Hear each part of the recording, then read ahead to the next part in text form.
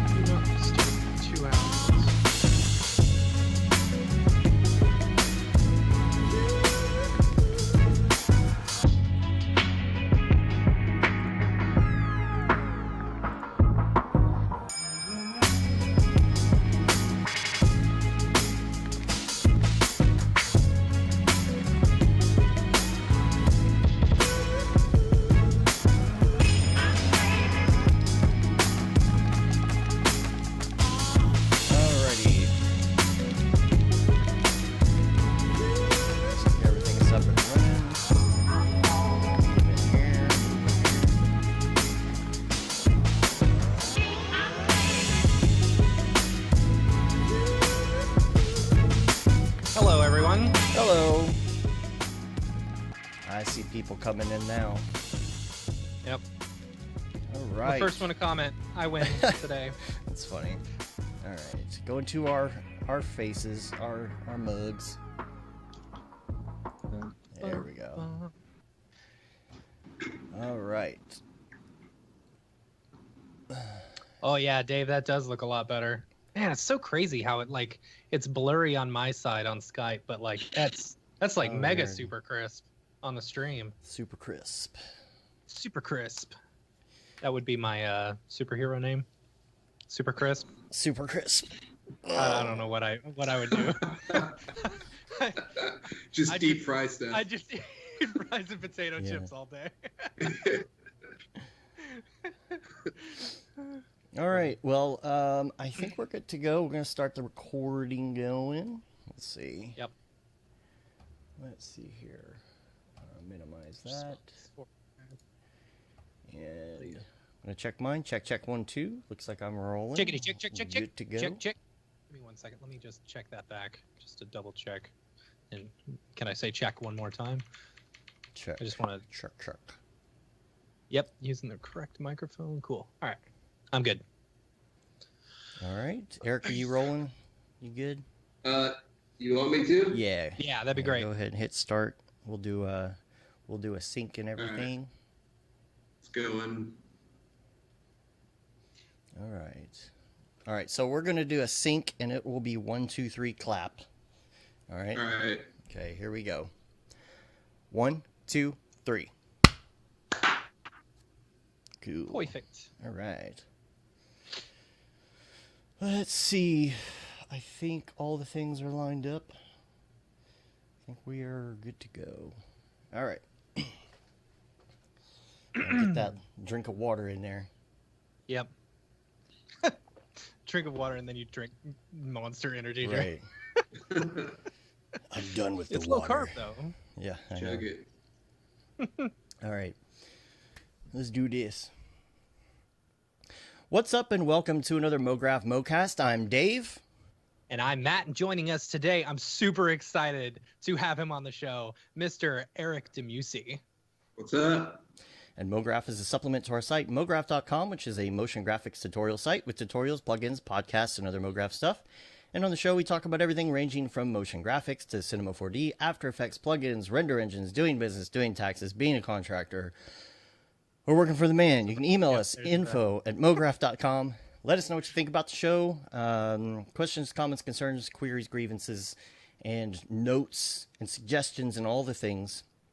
This week, Eric is with us. He, if you don't know, did the intro. You know his work. You know his work. You know his work. You know his work. Everyone knows his work. The opening title to Stranger Things Along with many other excellent things. But probably most well known for the Stranger Things intro. Yeah, and we have tons of questions we'll be talking about, as well as your new film that is out right now. I just watched it last night, or well, I finished it last night. But before we get into everything, we do want to talk about the state of events in this country right now and in the world, really. We've been watching what's going on in the world, and we're listening right now. We're trying to listen, and people who don't listen to the show, people who listen to the show, they know that it's a no-brainer. Like what our stance would be on the injustice in the world going on right now. I would really hope that they would. I really hope that they would, which is, of course, that we don't support what's going on right now, and we're extremely upset. And, so if you are just listening to the show for the first time, then you know that that's our stance on that. The Mograph world isn't as diverse as it should be. And there have been people asking brands, online what their stances are on the matter, and to release a statement and to use our influence. And we're not a massive corporation. We are two guys who started a podcast, and, we're starting to grow, and we're very flattered that many of you put us on that pedestal with like School of Motion, Grayscale, Gorilla, and ask us the same question. People are right, so we're trying to use our influence in order to, do something about this. And the thing is that we love our Mograph family, and we want to make sure that everybody knows that we're behind them on this. And we don't feel that a simple text statement is really enough. It's we wanted to come up with something that's like truly genuine and really helps come up with solutions, rather than just telling everybody that we're also upset. At the beginning of every show, just like just now, we ask for ideas, we ask for suggestions. So we discuss this with all our producers, who are basically all of our, Mograph family in the Slack, about what we can do. You're all our Mograph family, and we came up with something meaningful, which is a panel about solutions. We don't think that two white hosts discussing the subject would really be the best way to go about doing that.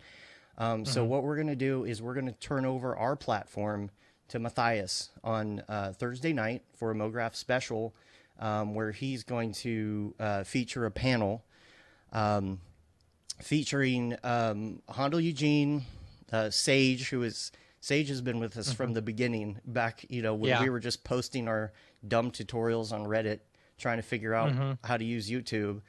And then we're also going to have Sakani Solomon and Jonathan Winbush, and I think it's going to be a great panel. This I think so too. It's not just a one and done either. We're going to be organizing these periodic panels. And that's something that people have been mentioning. It's like you can do something now, Exactly. and that's great, but like to continue something and to making sure you're continuing to spread that message. And so we want to do that. So we want to keep this as a continuation thing to keep it going. Right. So that it's not just a one-time, one-off, all right, we've done our part. Right. Because exactly. that's not the way to do it.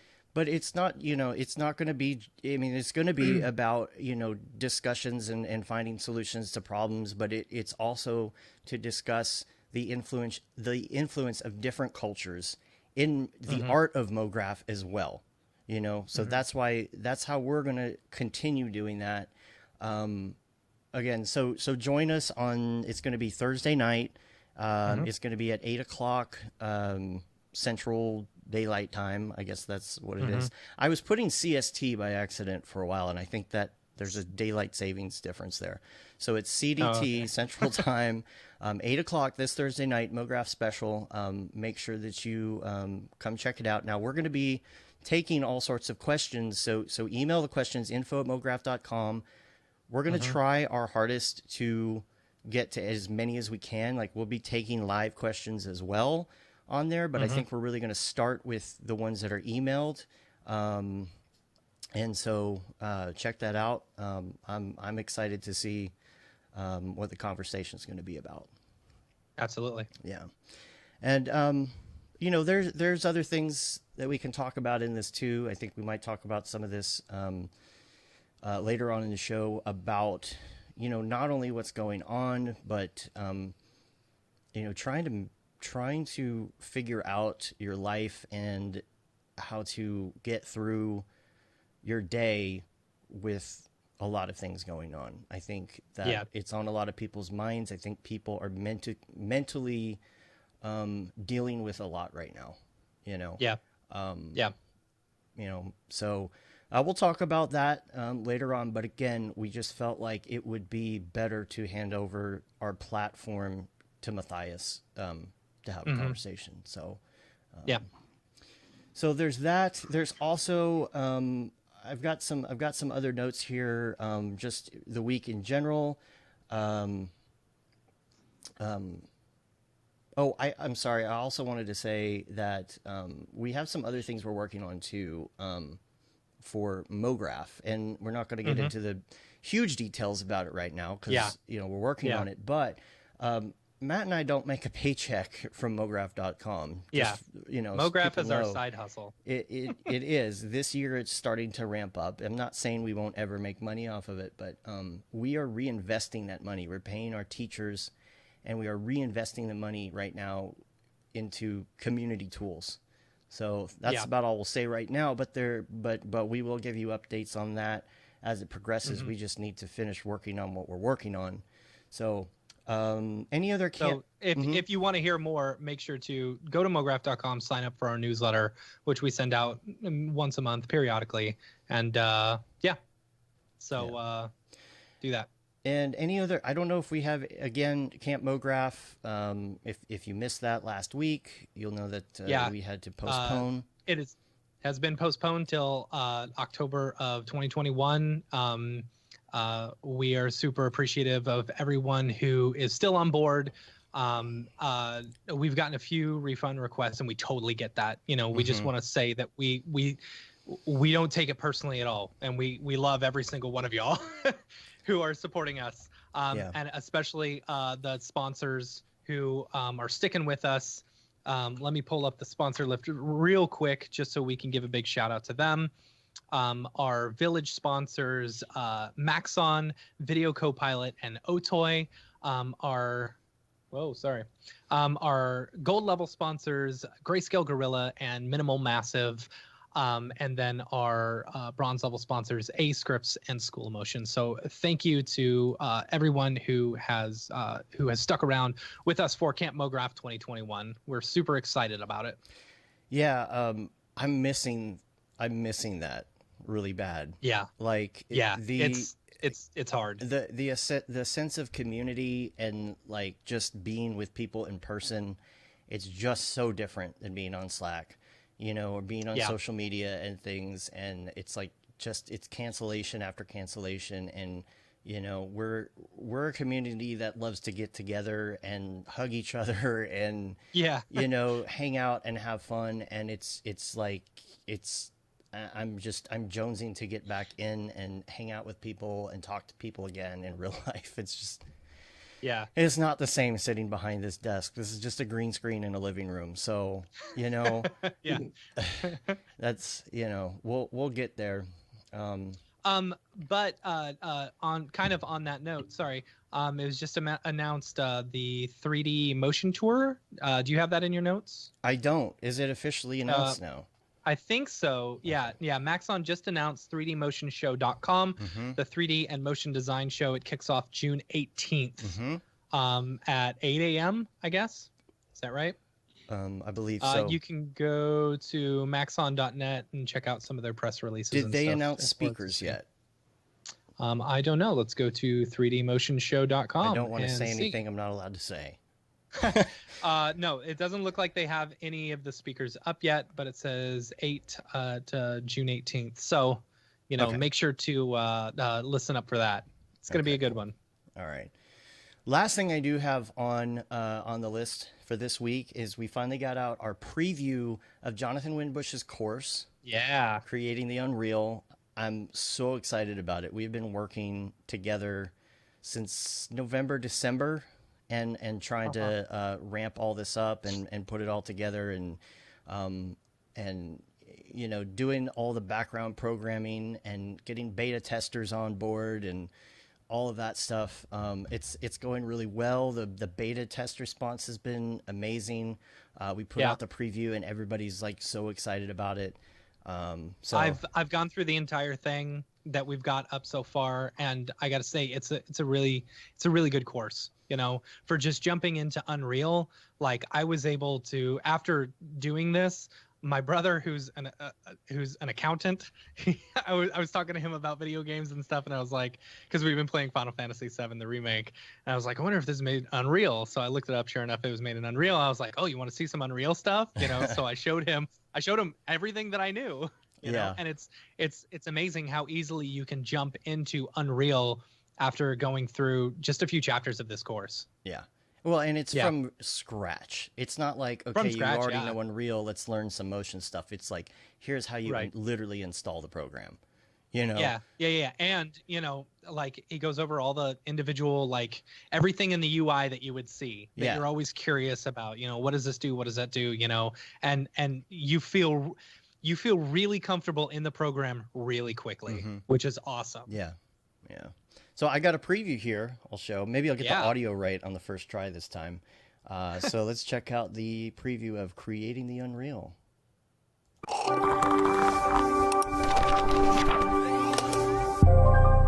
What up? Winbush here, and today I'm excited to tell you guys about my brand new course coming to Mograph.com, Creating the Unreal, a motion graphics guide to Unreal Engine. So if you're a motion graphics artist like me, I know you've been hearing the buzz around Unreal Engine lately for its use in film, television, and live events. Well, in this course, I'm going to give you a step-by-step breakdown as we go through the process of getting familiar with the engine, the interface, and I'm even going to show you integration, how to use Cinema 4D with Unreal Engine. So we're going to start by exploring the marketplace, and then from there, I'm going to show you guys how to set up a scene. We're going to get familiar with the content browser, the viewports, how to set up the sequencer for the timeline, and then from there, we're going to get into lighting, texturing, rendering, and everything else that comes along with it, so you'll be crazy comfortable in no time. And that's not all. It wouldn't be an official Winbush course without throwing a little bit of Cinema 4D in there with it. And so I'm going to show you guys how you can integrate Cinema 4D to Unreal using a Datasmith plugin to make your cool motion graphics package and render them out in real time.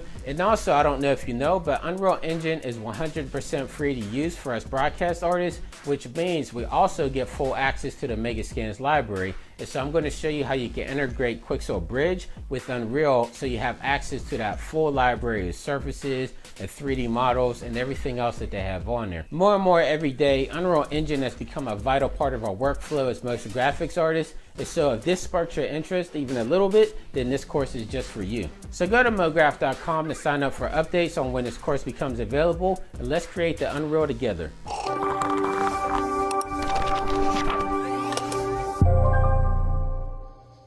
There it is, y'all. Cool. There it is. I'm so excited about that, dude. It's gonna be fun. And we have so many great ones planned right now. His is obviously like the closest to being ready to go. But man, I can't wait to reveal what else is coming. It's fun. It's fun. Yeah. Having a real fun time doing it. I feel personally like grateful right now to the position that we're in because Matt, you and I run a business, and we have been able to miraculously maintain okay through that, and so I don't know how. I'm very thankful for that, but it's giving us time to concentrate on the community aspect of all of this. So check that out if you want to see the preview. Everything will be in the show notes. You can see that. But I wanted to, we're going to get just straight into the topics. So I wanted to quickly just hit one Ravcock, what's your flavor? What's your flavor? And I wanted to talk about there's something about Redshift here, and you know more than I do because this is something from this morning So in the Redshift forums. The folks over at Redshift did a, let me find it. And y'all we'll put a link in the show notes for it if you really want to go look it up. It was, hold on if I can find it. Come on, Redshift. You have to Come on, computer. you have to log in to view no, it. it's we've got it on the Slack. It's Oh. basically an update about the current status of the Mac OS Metal port to Redshift. So they're talking about kind of the problems that they've been running into and so on and so forth. So if you're interested in checking that out, we'll have a link in the show notes for it. Or you can just go to the Redshift forums and check it out. But it seems to be like, they're working on performance and, they're still having some issues with, I guess, maybe displacement or something. But yeah, definitely don't mention another render engine in that forum, otherwise you'll be permabanned. Can I just ask a question about that? Is this sure, let's hear it. You can't mention it at all? I mean, what if it has to do I don't with know. technical? I don't know. What if you're like, know. okay, how would I do this thing that I want to do in Redshift that Octane can do? Am I not allowed to ask the question in the forums? And I have no idea. You never know what's going to set Panos off. But why? I'm So- I mean, I really want to know. Like, is there a reason for that? Like, is that okay, or are they just saying like if you're gonna? I mean, I understand talking trash. know. Nobody wants anyone talking trash about render ends. They have just, asked that you not discuss competitor products elsewhere. Oh, that you do it elsewhere, not in the Redshift forums. So Well, you can do it in our I don't Slack know. channel. you can, yes. Yeah. We have all the different channels, and if you want to sign up for the Slack channel, just send us an email, info@mograph.com. Yep. We'll get you in there. Yeah, yeah. We've had a lot of people emailing us about that lately. Yeah. Yeah. So, welcome all the new peoples, and we're come in, introduce yourself. Don't just come in and don't say anything. Come in and like be our friend. Come in and show us your reel, show us what you're working on, and Totally. let's get to know each other.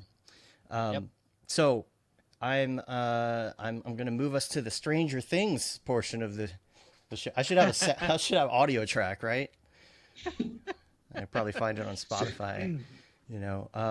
We want to talk to you all about that first of all. So yeah, I mean, we should. I think that's a good place to start. Yes, very much so. Because there's so much more to you, Eric, than just the Stranger Things, title sequence, because I'm super excited to get into a lot of the short films and the filmmaking that you've been doing as well. Mm-hmm. Yeah, Stranger Things is probably the most noticeable, or Yeah. the thing that's been seen the most. I mean, a lot of people have seen the show, so if you've seen the show, you've probably seen the title sequence. But That's one of those ones where when Netflix brings up the little thing that says skip title, I skip you it always every say, time. hell no. No. Hell no. You got to watch it all the way to the Right. end. Funny because I've been rewatching the first season because I haven't seen the first season since it came out. And I really actually just love the show, but every time the title sequence comes up, I just skip it. Do you ever watch any of your title sequence or any of your work and like it gives you like flashbacks or something, or like you see a specific spot and you're like, oh, I remember working on that, because I guarantee what's going on in your head while watching it is completely different than what we're saying. The weird thing, and I'm sure like a lot of people can relate to it. I mean, especially if you're working on something for a long time, you're looking at it on a computer monitor, and then when you see it on a TV, it's a really weird thing because it's like you're going from staring at it on this monitor for months and then seeing it on a TV, and it feels like you're looking at it on a monitor again for some reason. But every time I see it, it's like brings me back to that time, and reminisce. Yeah. So the thing that I heard, initially when this came out is about the way that it was done. It was optical something or other, and I don't really remember what, but I know that like I don't remember if I was on your website or if I was on Instagram or something, and there were some photos of the way that you went about doing it. It was a physical, real thing, right? No, it was inspired by physical Okay. real. I actually wanted to do it physically and real. And there's a Okay. funny story to that is that, the show takes place in, I think, 1984 or something. So we're thinking about this in terms of kind of like a more like low budget horror kind of movie. And if you were to go do a title sequence at that time, you would take it to somebody and they would probably be like this, this artist working out of their garage, and they'd be doing it all practically. And so I was like, it would be really cool to actually do this the way that they did it in the 80s. And I was looking around LA for an optical printer, and there's like no more places that have these anymore. Like even a place like Photochem or something, like everybody's just sold off all their optical printers. And I was looking around, and I came across this guy, Dan Perry, who he's done title sequences for all of Martin Scorsese movies like Gangs in New York, and he did the Star Wars title crawl, like and the logo. He designed the Star Wars logo and the title crawl. And he was doing a lot of that stuff. I was like, oh, this is the guy. Like, he would know how, like, we could animate it in the computer and After Effects and stuff, and then we can go in and then film it out onto actual film with optical printers. And I was looking at this guy, and it was a weird story because as I was telling our producer, like, hey, can we maybe reach out to this guy and see if he can give us some insight or something? Or they were like, oh, this is weird because he's actually stopping by our studio. This is at Imaginary Forces. Stopping by our studio next week. And I was like, wait, what? And Art of the Title had just done this whole write-up on him. And so he came by the studio and did this talk to like a group of people. And he came to my desk as I was working on it, and I showed him the title sequence before we finished. And I was like, we really want to do this like optically for real. And he's kind of just like, why? Like, why would you want to do it optically for real? He's like, there's so much, like when we were doing like the Star Wars titles, like we were trying to get it perfect. Like the goal of it was to try to get it perfect. So you would redo it because you do it one time and there'd be a scratch in the film, or you do it another time and something would be out of focus, or there'd be a little bit of a jitter or something like that. So he's like, but here you can do it completely clean, and then you can add all that stuff on top of it. And I was like, all right, well, if he's telling me that, then I'll just do it in the computer. So but did he not what just, I did appreciate the aesthetic, like the like, I feel like those things might add to it, right? Well, doing it practically, well, the weird thing is, like, I was referencing a lot of titles from the 80s, and a lot of them were very clean. Like, they were very, very clean. And it was like, because they were trying to make it look like a clean, vector graphic in After Effects. That's what they were aiming for, but they were doing it on film. And so a lot of them were actually very clean, and there was just very little, maybe film weave, like gate weave a little bit. And and I noticed like discoloration when titles are fading up and down and stuff like that. So I was able to take some things from it. But I did a test taking, we had letters printed out onto acetate, I think is what it's called, like the clear paper. And I got like a light box and put the letters on that with some gel and filmed it. And it was like, it looked totally clean, like completely graphical again.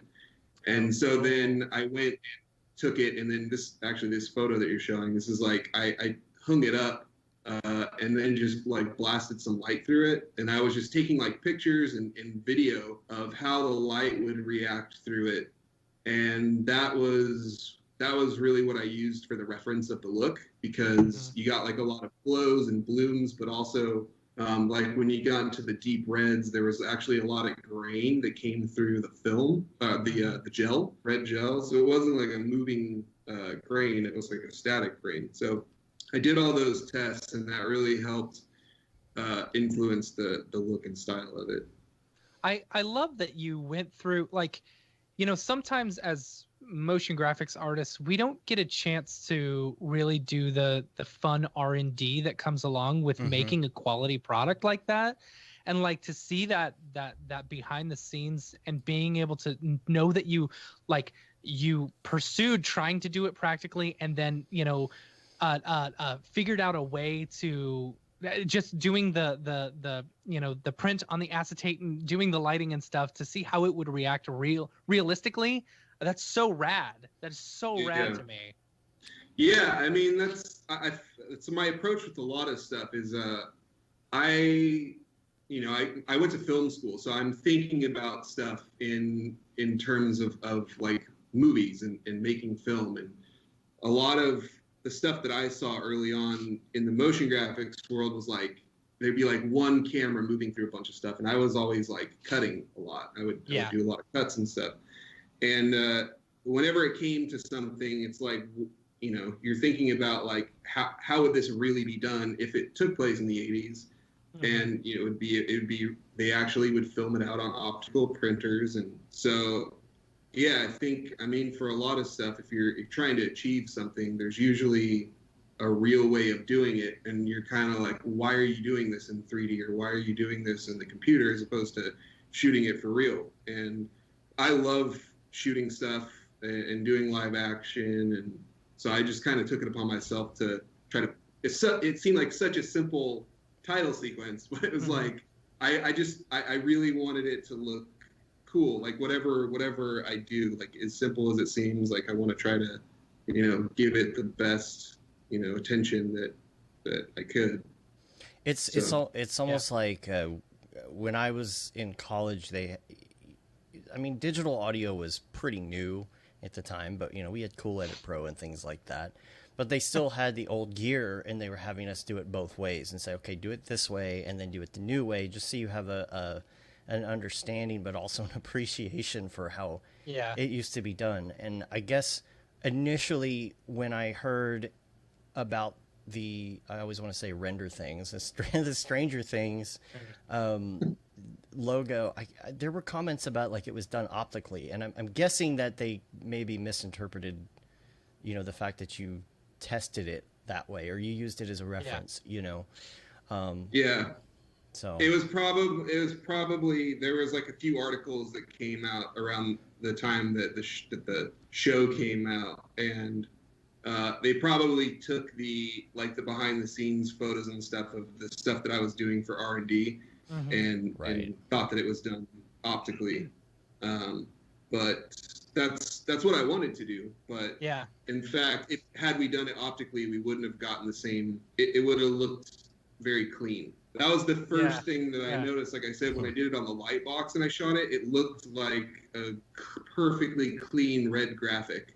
And so had we done it that way, we probably still would have went back in and tweaked some stuff. But it's interesting.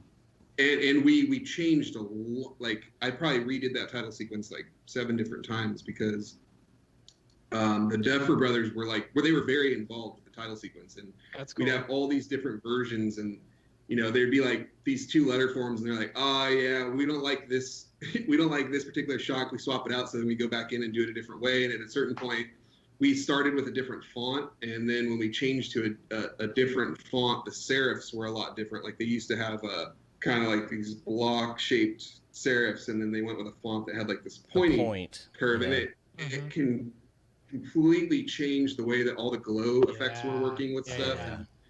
And it was built at 4K, and so like every time it was a new shot, it was like redoing it from scratch because it was so custom to every single letter form. So kind of by the end of it, like I got sick of it. It was just the same thing over and over and over. But yeah, I mean, to their credit, they had a lot of really cool references, and they had an eye for it, and they knew what they wanted. So the font is something that was used, I think, on a lot of books around that time. Is that right? What's the Stephen font? King books? Yeah. And font is ITC. We started with a different font. I think it was called Serpentine. That was like in the pitch book. That's what like won the pitch. And then at a certain point, so we were working on it, and then we stopped. Like we were working on it while they were shooting, actually. So like they were on set. Like I remember getting on phone calls, and like they were having to pull the directors away and comment on the title sequence. Eventually they were like, I think the producers were like, this doesn't really make a lot of sense. Like we really got a lot of work to do here on set, so let's just hold off until we're finished shooting. It was like, yeah, that makes total sense. Like, I don't know of any production that's really like working on their title sequence while they're still shooting the movie. Yeah.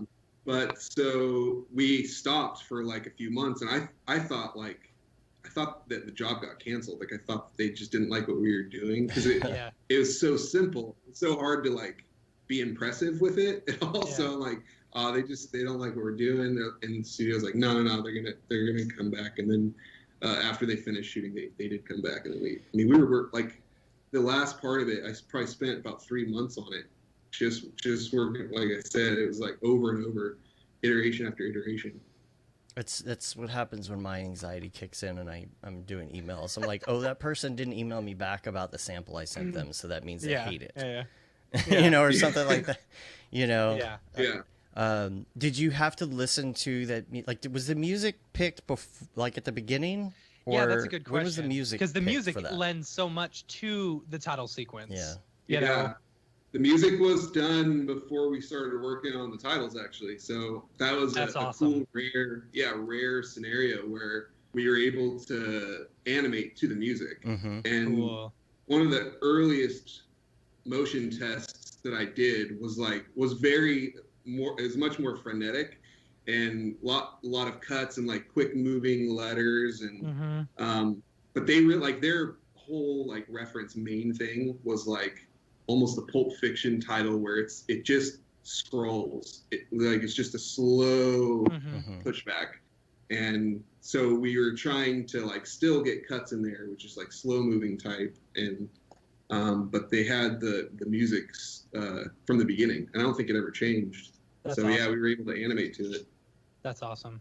Yeah, because a lot of times you get the music after the fact, and sometimes you get like a temp track, and it's like pretty cool, and then you get like another track, and like, oh man, that's what they're putting in. Or sometimes, like with the Jessica Jones titles, that was like they came in and there was like this fat guitar riff in there. It was like a really cool track that they put in. But yeah, usually it's after the fact, so that was kind of a rare case. So and it won an Emmy for outstanding main title. Yeah, it did. That's like, had you had won one previously? Is that correct? I was nominated for Jessica Jones the year before, and I was on the team that worked on Game of Thrones. Yeah, and so that won. I think Game of Thrones won, but I was a very small part on that team. And then Jessica Jones got nominated the year before, and then Stranger Things. Man, you've got an impressive looking site here. Very, very impressive. Yeah, and then you also did the short. It was a short, right? The this one up here at the top. What was the title? It was Star Wars, the New Republic anthology. Yeah. Because at the time, this was so we made this as like kind of like a teaser trailer for what a Boba Fett movie would look like. This was back in 2015 when they were just starting to announce. I think they had Rogue One underway, and they announced Boba Fett was going to be the next movie. And these were all going to be like anthology movies. It was going to be like the side stories were going to be called the anthologies. And I remember when they announced this, they were talking about the Boba Fett movie and that it was going to be like a prequel. Like we were going to learn a little bit more about Boba Fett's history. And I was like, no, it should be after Return of the Jedi. Like he should escape from the Sarlacc pit, and you should see like a freaking cool Boba Fett adventure. And like I want to see him using his jetpack and all his gadgets and everything, and going on like a bounty mission. Like, why is this guy the best bounty hunter in the galaxy? And so me and my friend, who's Jason Mitchelltree, we came up with this idea of like just a quick thing just to like tease the idea that he escapes from the Sarlacc pit. And that's what that was. That was really fun to make though. And because I got to do the suit. It was like customizing the suit, and I learned airbrushing, like again physical stuff. Nice. Like I was making props and stuff, and learning airbrushing was like really fun for that. All I was the gonna weathering say and the stuff. suit looks nice. It looks good. Yeah, it was. We wanted to just get a regular, like a normal suit. Like there's a guy called Boba Maker. I think his name's Daz, and he does like really good screen accurate stormtrooper costumes and Boba Fett costumes. But we didn't have the budget for that, so we got this like, I think it was just like a deluxe Halloween costume kind of thing, and we did like some screen tests and like saw like what looked good and what looked bad about it, and then just went back in, painted it, and like modified it and stuff. That's funny. That's fun.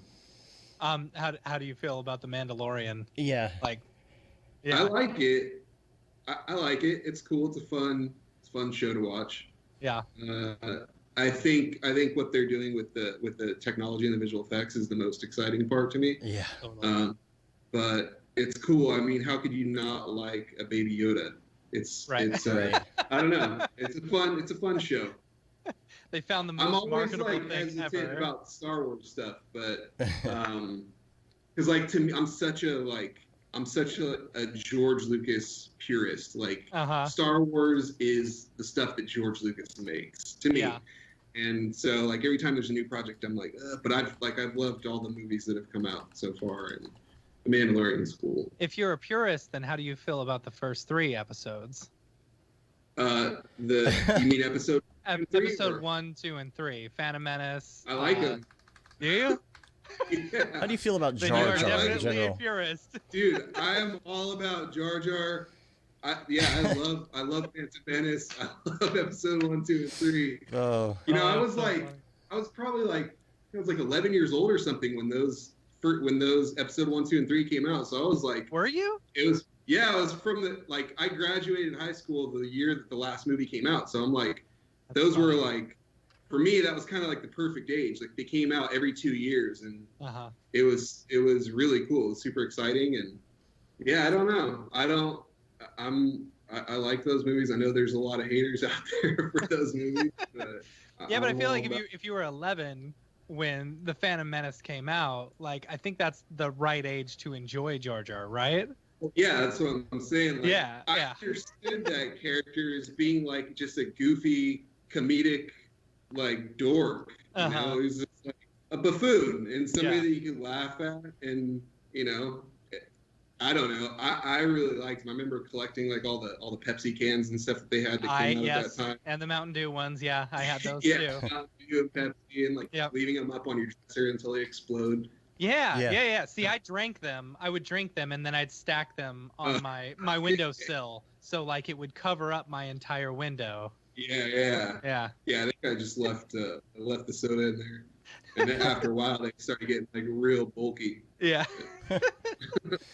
See the technology stuff behind behind Mandalorian is so incredible to me. Like I want to. That's why I want to finish Jonathan's course, because I want to know. Like I need to get into this. Like like that idea of virtual production, and then you've just got like your virtual camera. Like it looks like so much fun when you look and you see what they're building in these behind the scenes of Mandalorian. And there's a bunch of different resources that are starting to come out too, because there was very little info on like, how do I get into this? How do I do virtual and all of that? And there's some more resources that I'm going to put in the show notes.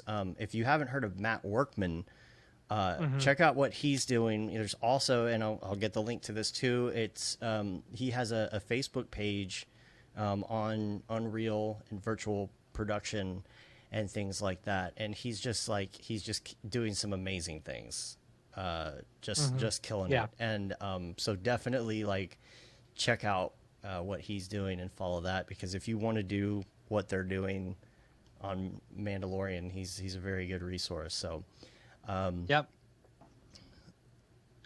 Yeah, that's awesome. I actually kind of want to jump into. I feel like what they're doing on the Mandalorian with Unreal Engine, like coming from the game side into film, I feel like that is the perfect use for it. And it's tough because like I don't know if you'd necessarily use Unreal for like finished visual effect shots at this point. I'm sure eventually probably people will, but The fast render capability is awesome, and being able to use it in a virtual set like that, where it's part of the set and not the entire focus, is a really cool way to use it. But it's funny because George Lucas was doing this exact same technique on the prequels. It was just green screen at that point, and it's still, there's like, if you watch the behind the scenes for The Mandalorian, I mean, it's almost entirely CG, some of the stuff, the sets, like, it's done practically in camera.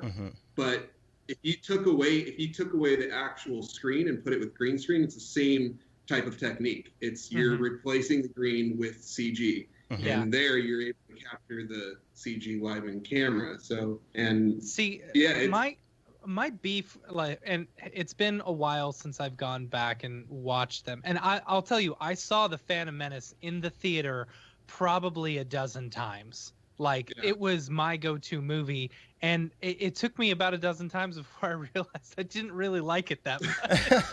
You know? But I don't know. There's with me, I felt like some of the movies back then, when it was in the early digital stages, they felt really.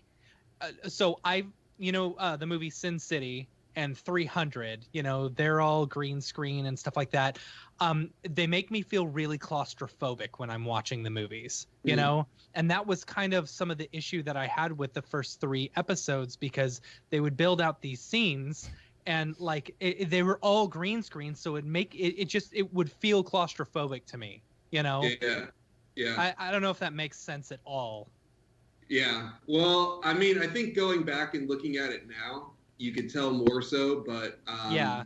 I mean, for me as a filmmaker early on, like back in high school wanting to make movies, green screen was super cool. Now I really don't like I just like using it myself. Yeah. It's so hard because there's so many things that you don't get, but you also, it's the same thing if you're using screens, because the whole thing about like a real environment is you have objects that are around you that are casting shadows on you and blocking light and reflecting light.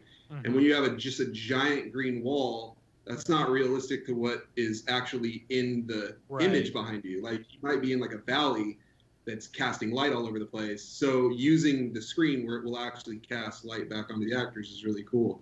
I find that with green screen, a lot of times it becomes so flat looking, and that's a really hard thing to get around. Yeah. And the people that were acting in it too, they mentioned in the behind the scenes that it helps because they all know what they're looking at. Instead of 3 people with 3 separate imaginary ideas of what would be on a green screen, they're actually looking, like in that scene with the tunnel when they're going slowly through the water in that tunnel.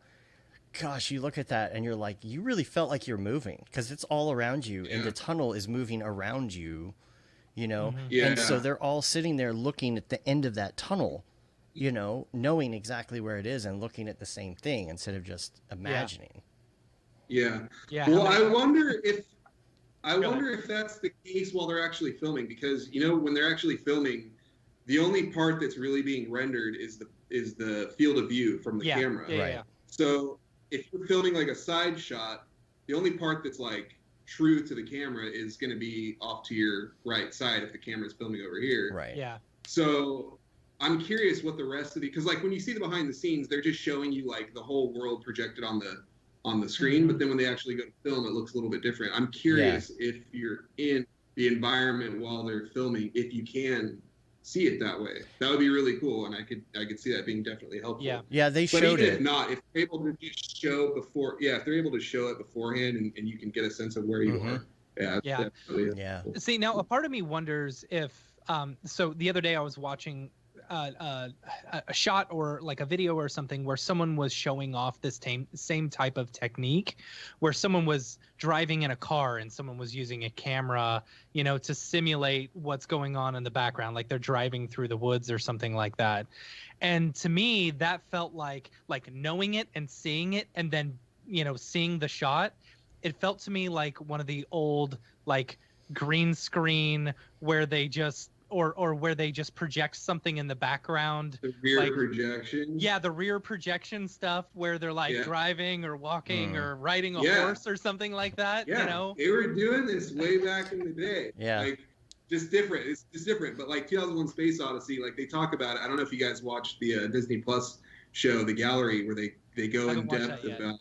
Oh, it's really cool. I don't know if it's the last episode or the one before, but they go kind of a little bit more in depth with the technology, and some of the visual effects guys were bringing up 2001: Space Odyssey, and that's the first thing they thought of because it's rear projection. It's just a completely different technology. We're in a different day and age now, but back then it was like you would project an image straight onto the actor and the background, and the camera would have to be in the exact same position, and it was you would do it for real. You would do it live, and you would shoot it like that. You couldn't really move the camera around too much or any of that. So I don't know. To me, that felt like, I wonder if, because like going back to the Phantom Menace, that scene with like all the Gungans and the droids, how they're gonna have that big war. When I first saw that in the theater, I was like blown away. I was like, wow, I can't believe he did this digitally. It looks amazing. It looks realistic. You go back and look at it now, you're like, okay, that's some early CG stuff. But like now I wonder if, because we know, like right now we're thinking, oh, this looks incredible, it looks so realistic, if like in 5 years we're gonna be like, oh, that was just shot on an LED screen, with a camera in Unreal. Yeah, I don't know. I mean, when I was watching the show, like the show has a very specific look, because, and if you watch it, you'll notice there's not a whole lot of like direct sunlight on the actors, because that doesn't hold up as well when you're doing that kind of technique. Like it's a lot of diffused lighting, and it kind of gives the whole show like a certain look. And when they're in certain locations and like canyons and rock areas, like maybe it's because I know that they're doing that technique, but like when I watched the show, I knew that they were doing this, but I thought that they were doing it like set extension through a bunch of stuff in the background. And in some cases they are, but I didn't realize that sometimes it's literally just dirt on the ground and the screen. The whole thing is like CG. So like there were sometimes I was watching it and I was like, the background looked a little bit weird. I'm like, is that because I was like, no, there's no way that this whole entire scene is a screen. Like there's no way. But then looking at it and you see like some of the cases it was like, there's a lot of stuff where they did it that way. But so I don't know how they're gonna deal with sunlight and stuff, because you need real lights for that. Like a projector is not gonna, an LED screen is not gonna project sunlight. Like if you get hard shadows and stuff through your actor. But I don't know. It's definitely cool, and I like I said, I think that the way that they're using Unreal Engine for film in this case is it makes me like optimistic and want to like dive into Unreal and see what it's all about. I'm sure there's so many cool uses for it. Y'all nerd out about Star Wars for one more second. I'm not gonna make it another hour without using the restroom. I'll be right back. What I was gonna say is, so when you went to film school, and was your because you do not only, you're not only an animator, but you're also a director. You do short films and stuff like that. What pushed you into motion graphics from going into film school? Was that your initial focus in school, or was it actually like doing film and stuff like that? It was doing film. Like when I went to film school, it was making short films, learning how to build a 35 millimeter film camera, like a Panavision camera from the ground, shooting on the back lot. Like went to New York Film Academy, so we were shooting on the back lot at Universal a lot, and it was all strictly film based. We'd have writing courses, we'd have a few editing courses, which at that point I was already pretty versed in editing. But after film school, it was like, all right, you don't just go apply to get a job as a director. So it was like, you gotta get a job doing something. And my strengths were editing, cinematography, and animation, because I had learned After Effects a little bit after high school.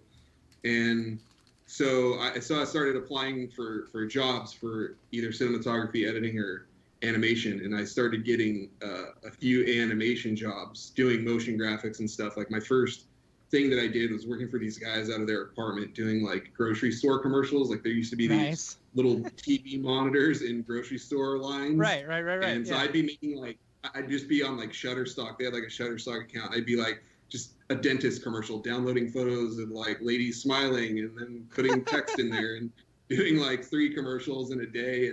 And that's how I started out. That was like my first like animation job. And then I got some other work with like a music video director who recommended me to some to actually it was Laundry. I don't know if you've heard of them, Laundry the Studio. They were like one of the first places I went to, and then they passed my name on to Elastic. And then once I got to Elastic, I started like realizing that there's this whole motion graphics industry. I was like, whoa, this is crazy. I had no idea about it. So I like just stumbled into it doing film and trying to get work doing like some kind of film job. I was good with post and with camera. And then, after that, it was just like I kind of discovered the industry and was doing that as a living for a while making short films and stuff. Yeah, I was going to say, so this entire time that you're, learning more about the industry, getting into the industry, working in all these different places, were you actually producing like short films? And was that kind of like the main focus? Because I feel like if you go to film school, your ultimate goal is to produce a film, or to produce multiple films or multiple short films, was that your focus? Was that what you ultimately wanted to end up doing? It was. Yeah, it was. Like I went to film school to make movies. Like I grew up in a small town, and I had no idea like how do you make a movie and get it into theaters? Yeah. That was like the biggest gap for me, is like, how in the world does the movie industry work? And what do you need to know to be a director? Because I knew what I knew, and like I would go into the woods and me and my friends would make skits and short films, and I'd go edit them and put music to them and all that stuff. And then I'm like trying to figure out, is there some kind of like knowledge that I need to get into making movies at like a professional level? So film school was kind of like the step after high school to go, okay, what's the next thing to make movies? And I knew George Lucas had gone to film school. He went to USC, and it's like, all right, that seems like a pretty good route. I couldn't get into a school like that, but go to a film school and try to learn as much as I can. And yeah, that was always the goal. Graduating was to make movies. And is that like you just recently released what was the full feature that you did? I'm sorry. Proximity. Mm-hmm. Right. So is that your first full feature? That's my first full feature, yeah. So I had been developing another feature before that, and it's a very difficult thing to get a movie off of the ground, and especially when it's your first one, because you don't have a feature film to show that you can do it. Right. You just have like short films and all your past work. But yeah, so I was developing another film at the time, and it was too expensive, and I didn't have any contacts as far as the movie industry went, and like getting in somewhere and pitching it. So then when the idea for Proximity came up, it was a much smaller, more contained project that I felt like we could just go shoot on the weekends and stuff. Yeah. Did you now, as far as like getting a budget for the movie, because I know a lot of short films are completely, I mean, they're all low budget, or trying to. Okay, so a buddy of mine produced a short film. I don't know how I'm trying to say it. And he basically was working full time at the same time and using every last penny that he made in order to put into this movie in order to shoot it. Yeah, how do you go about getting funding for a movie like that? For a short or a feature? A feature, or both, really. Yeah. Well, for a short film, I was doing the same thing. Like I was working full time as an animator, but then on nights and weekends, I was working on a short film, my own project. And I think in the animation industry, you're able to make a decent wage. Where if you just lived off of the bare minimum, you'll be able to afford a pretty good amount to be able to put into a small film. Like for like a 5-minute movie, it should be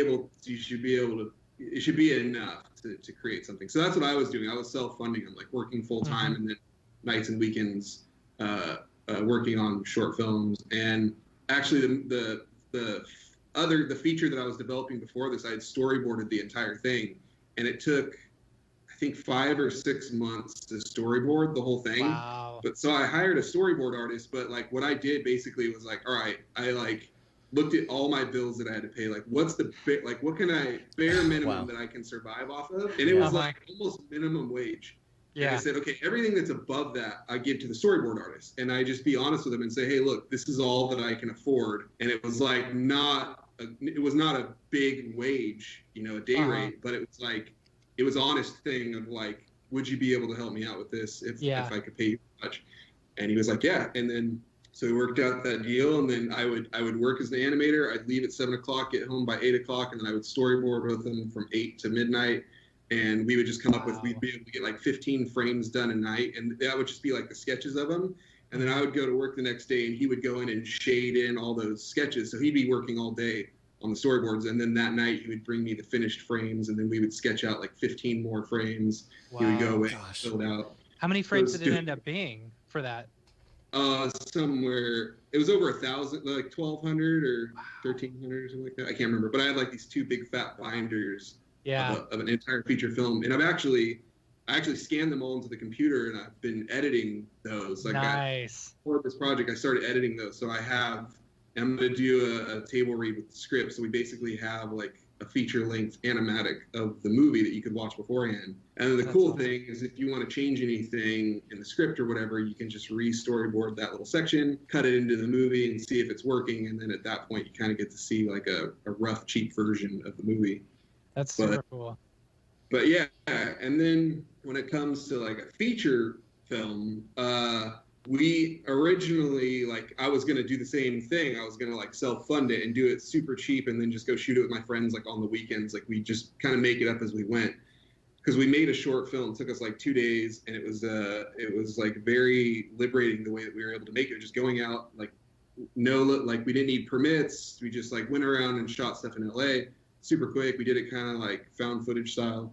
And I was like, oh man, we can make a whole movie this way. Kind of like if we just shot every weekend over the course of like a year, we'd probably be able to have an entire feature worth of content, and then we could just edit the movie.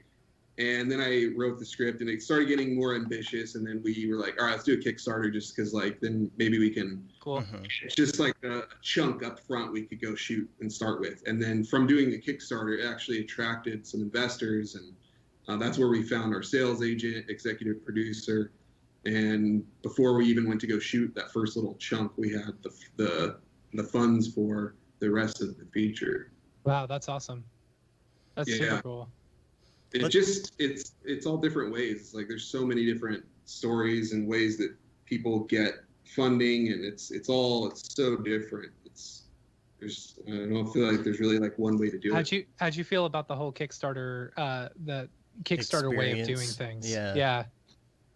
Well, I had done a Kickstarter a long time ago for a short film that I did, and it was just like, when Kickstarter first came around, it was like, oh, cool, you can throw your stuff up there and like people will just fund it. And it's like, it's really like a job. Like, I feel like now Kickstarter is like, it's more of like a marketing tool. It's like, like usually the projects, it seems like, kind of already have their investors lined up. Yeah. And there's sort of a Kickstarter campaign to like gain traction or attention and like awareness. And I don't know. It's hard. It's like, it's a full-time job to do it. And it's you can't really rely on just like random people stumbling across it and donating. It's almost like you have to have like a following first and then do the Kickstarter in order to be really successful. Yeah, I think that's one way to do it. And another is like a lot of the projects that I think the projects that are really successful are ones that have a product that they're trying to make, and you could basically pre-order the product. I mean, Apple was doing this from the beginning, like with the first Apple computer. Like you'd go to the convention center, and they had their little booth, and you'd be like, hey, pre-order this computer, and then they take all the pre-order money and go actually manufacture the computer. Right. And Red Digital Camera did the same thing. They had like a prototype. They're like, here's our camera. Like, oh, it's really cool. put in your pre-order. Tesla's like done the same thing with some of their car models. Yeah, so yeah. I feel like that model has been around for a while, and it's kind of tricky to do with a movie. You have to like get an audience that really wants that type of movie and get that audience to see the Kickstarter page and to put it in. Because like for me, it's like it's a really cool thing. You can pay for it up front. Like, okay, I could give $25 to this thing, and if you have enough people that would actually go watch the movie, do that ahead of time, then you could make the movie. But I don't know. It's different. So, do you ever plan on going back to the other project, or are you continuing the other project that you did all? Yeah, I'm actually working on that right now. That's I've awesome. gone back in and I had like a pitch treatment and stuff for it, and this was like almost 8 years ago. It's the last time that I really had. So I've been like going through and updating everything. I'm working on a mock trailer for it, like a pitch trailer where you basically take like footage from other movies and cut it together to resemble like what the tone of the movie is. Oh, interesting. Mm-hmm. So That's cool. Yeah. Yeah. Give us it's the first time I've done that. Give us a synopsis of this movie, though. Because I have some questions that I wanna ask about your process. About which movie? About Proximity. Proximity? Yeah. So it's what it's about. Mm-hmm. You'll have to excuse me. I haven't seen the movie yet. Yeah. Oh, no worries. So just tell everybody, you know. Yeah. It's basically it's about this young NASA scientist who is abducted by extraterrestrials, and nobody believes him. So it causes him to go down this path of obsession, and he kind of goes on a journey of exploration and discovery. And it's sci-fi. It's a grounded sci-fi, I would say.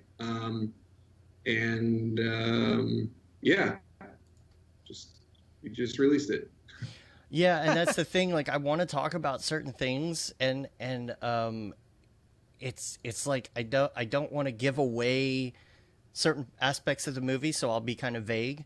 I love this. This is very Willy Wonka-esque, right here. I love this.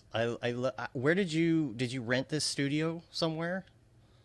It was a studio space that one of our contacts let us use. So we had originally like this whole section of the movie, like this was something that when writing the script was like, okay, this would probably be something that we build on a soundstage. It was never meant to be like an endless white room. Mm-hmm. But because we're working on like a very, very, very tight budget for what we did, and so we're trying to utilize whatever kind of resources that we have. And when that space opened up to us, we're like, oh, that would be pretty cool. And being a big fan of George Lucas, like THX 1138, they got these white expansive rooms, and I'm like, that's just such a cool visual. So yeah, we kind of used it because it was available to us. And that's cool. There's so many other like spots throughout the movie that I'm looking at, and I'm like, I wonder where they got that or how they worked out that, because I figured you're probably doing stuff like that. You're like, oh, this person has a place we could use for free, or something like that. There's like the scene where all of the guys are in the room monitoring something, and right.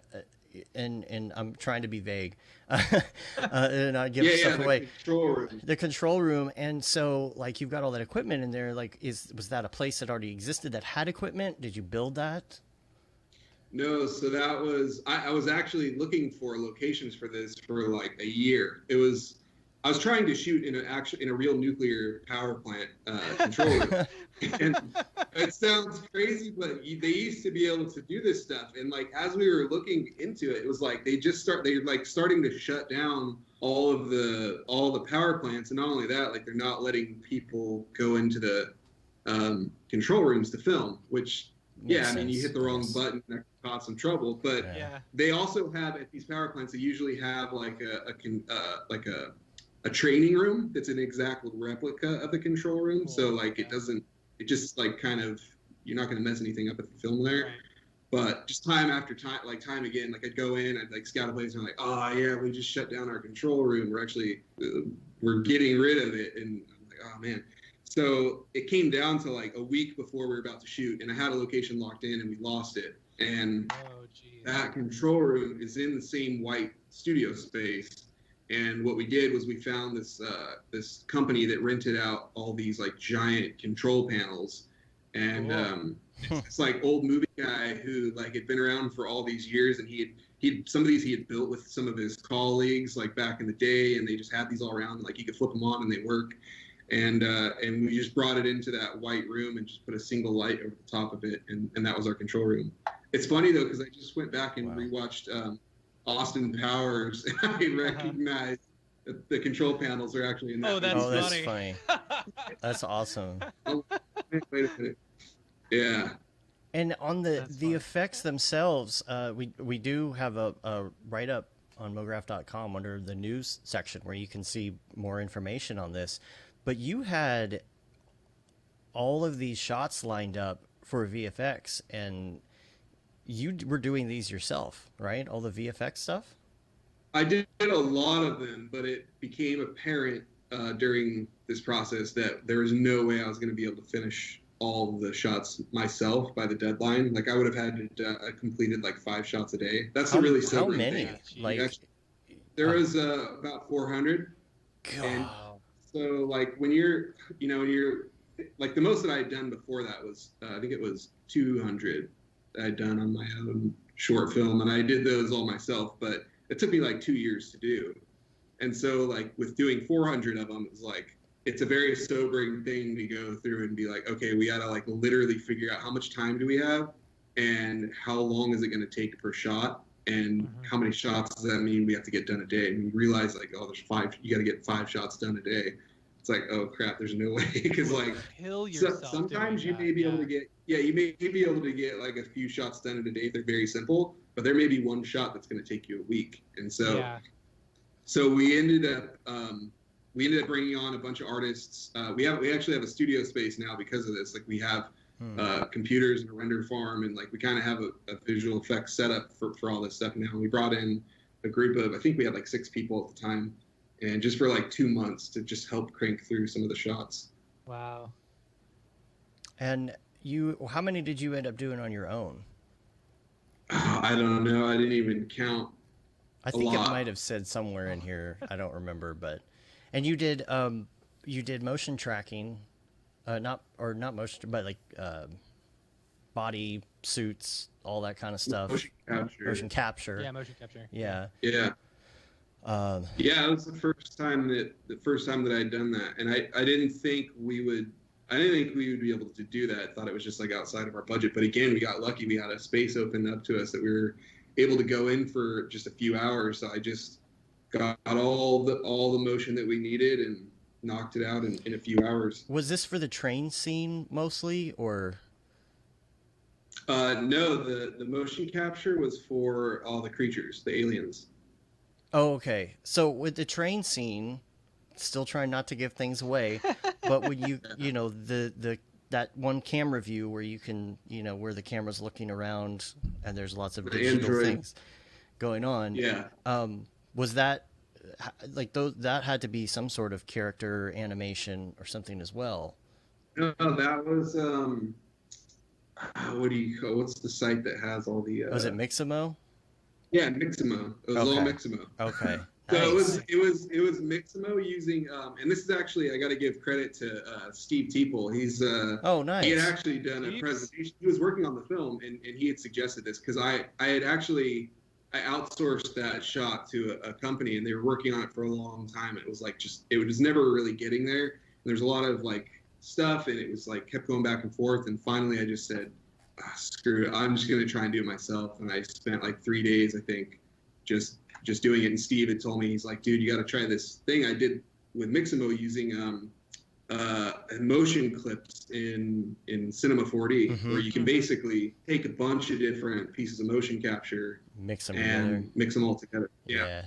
And so I found like all these little bits that would work for the certain action, and then combined them together and just rendered out a bunch of different passes, like Fresnel pass and point cloud pass, and just comped it all together. But yeah. So there's also let's see, how do I describe this without giving anything away? Again, there's a shot that's at a table later in the film, and they're sitting at the table. It's kind of like a cabin thing, you know, so they're all sitting at the table. Right. That is a beautiful shot, by the way. My question to you is, because I was paying attention to certain things in the shot that were CG, and I'm like, okay, is this shot a lockdown shot that has like a digital push, or is this something where you were actually pushing and you went in and you tracked all of that? No, it's a digital. Just the wide, like the wide shot. It was just slowly moving. I'm surprised you even noticed that. It was like very slow, but yeah, I put that. Yeah, it was just like a post zoom, which I don't like doing, but the shot it's a couple of the shots are really long, and it helped just give it that little bit of movement. And when they're sitting at the table, go ahead. No, go ahead. But when they're sitting at the table as well, like right after that part of the scene, there's the thing with the arm, and I want to know like how you did the thing with the arm. You know, was there a lot of tracking involved? Cinema 4D, like that looked complicated. I just wrapped green tape around their arm. No way. And just had them sit there, and then we went in. In some of the cases, it was just like a 2D solution where you just render the animation out from whatever angle.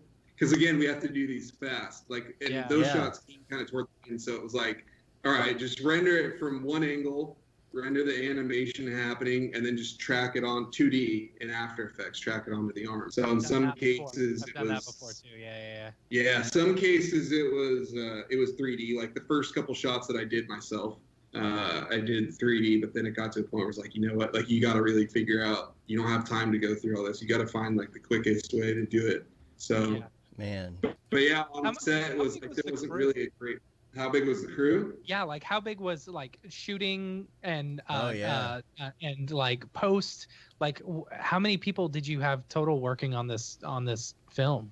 So for the most people that we had on one day, I think was like 13, including like all the crew and all the actors. And then for the majority of it, like the last 20% that we shot was 4 people, including myself. Wow. It was me, my cinematographer, our sound guy, and our camera assistant, and that was it. And like no producers or anything else on set. And so, you know, when I'm dealing with like a bunch of actors on set and they're showing up, and I'm the one getting the wardrobe, like going to the costume place, giving them the wardrobe, all like trying to tell people like what shot to set up and all that kind of stuff. And then like when we were in Costa Rica, that was 3 on our crew. It was me, cinematographer, sound guy, and then we had actors down there, but very, very small. How many post people did you have working on it? At like in our facility while we were doing the visual effects, I think we had like 6, and then there would be certain people doing like specific things that were like out of the country or out of the state. Like we had a really good UI artist that did all the UI stuff every time you see like a computer screen, and he lives in New Zealand, and for like helping with character rigging, we had a guy working in Canada and stuff.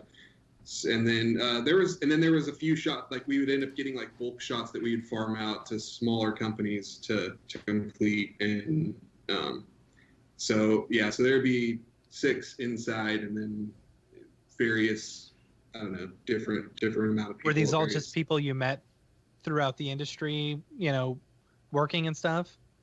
No, I didn't work with a lot of people that I knew personally. I had a few people on our team in-house that I knew, but no, a lot of this stuff was farmed out, because it's like, I don't know, I'm kind of like self-conscious about that. Like, I don't feel like they'll want to work on it. I'm like, it's like I'm working with them at like these really good studios, and they're getting paid these like amazing rates, and to be like, hey, do you want to come like work on this movie? Like, I don't know. I just, it's just like it's a weird thing. I guess it's just like a self-conscious thing, but yeah. So we mostly were like reaching out to artists and bringing in new people.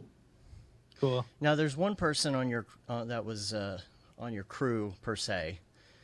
that I wanted to bring up, and I was watching the movie last night, and for half a second, I saw this shot, and I'm like, whoa, wait a minute, and I go back and I rewind and I pause, and this is what I see right here.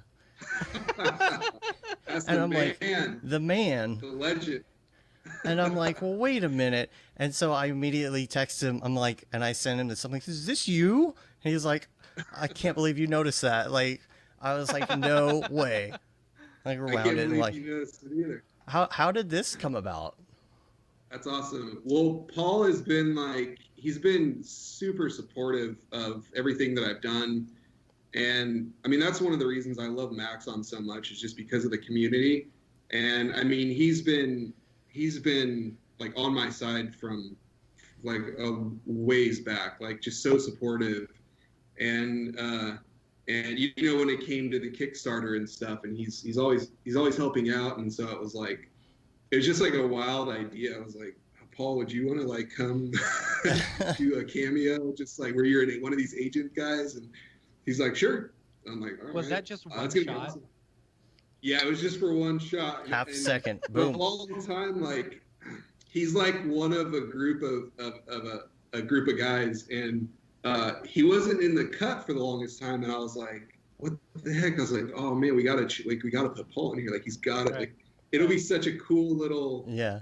a little Easter egg for like Cinema for 4D. all of us, yeah. Yeah. For those who aren't watching, it's Paul Babb. Paul Babb, Yeah. you know. I from was Maxon, texting of Matt and course. EJ and David. I'm like, oh my gosh, look. I know him. I know him. I know him. Yeah. Yeah, he works for a secret government agency. So Yeah. that's what he does on his time off. Who knew? I want to talk about distribution as well on this, because this is on Amazon, to purchase on Amazon. What are the other outlets? Where else can you get this?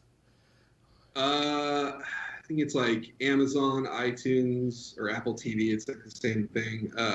Vudu, YouTube. Are there physical Xbox. copies too, like Blu-rays or? July 7th, there will be Blu-rays. Yeah, they're going to release them. And we have some bonus material too. So there's like a 35-minute behind-the-scenes featurette, like making it a thing.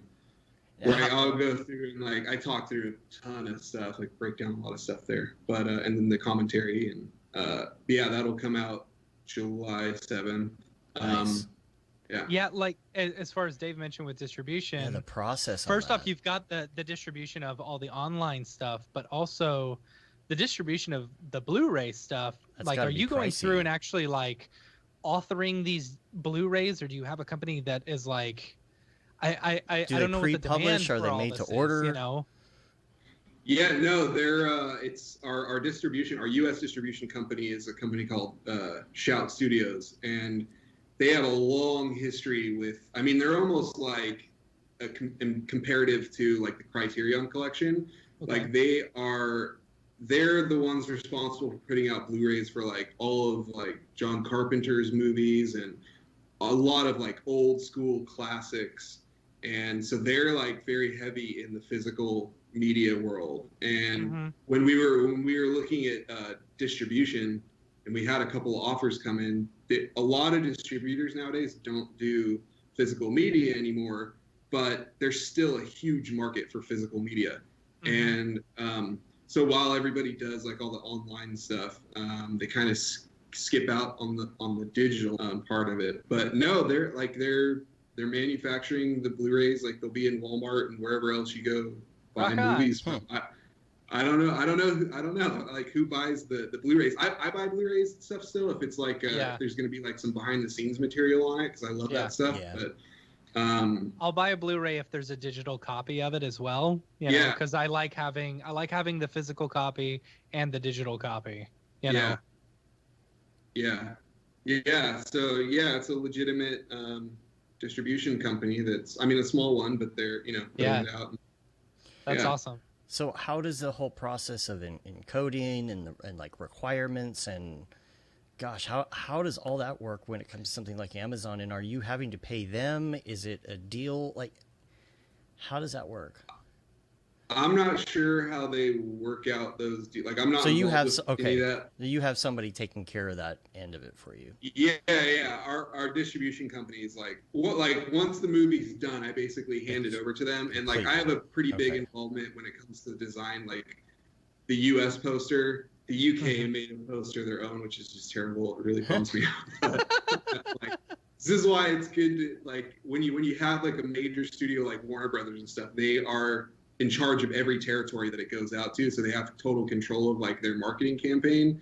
But like, when you're a smaller movie like this, you're selling to like a separate distribution company in the UK and a separate distribution company in France, and a lot of times they'll go in and like make their own version of the marketing and like cut their own trailer and stuff. But for the US stuff, I had a really big involvement with the design of the poster and the trailer and stuff. But everything else, like when it comes to like promotion and like interviews and all that stuff, they're usually the ones going out and setting all that stuff up. And we had an actual theatrical release too, but you know, I was gonna say, yeah, did you do any in theater at all? Yeah, we had a theatrical, very small one, like only a few, like I think it was like 10 theaters in the United States, something like that, in like just the major cities. But yeah, they set all that stuff up. So that's awesome. Deliver the movie, help with like promotion, like marketing materials, and then they kind of take it over. Cool.